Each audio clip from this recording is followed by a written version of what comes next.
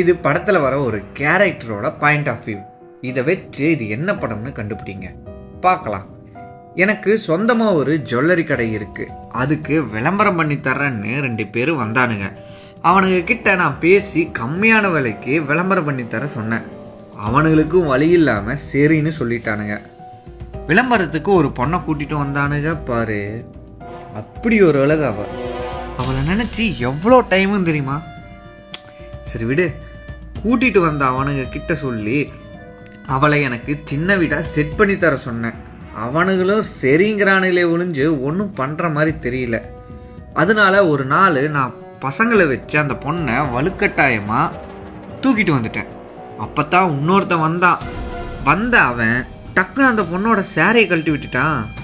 இது என்ன படம்னு தெரிஞ்சிருக்கும், கமெண்ட் பண்ணிட்டு போங்க.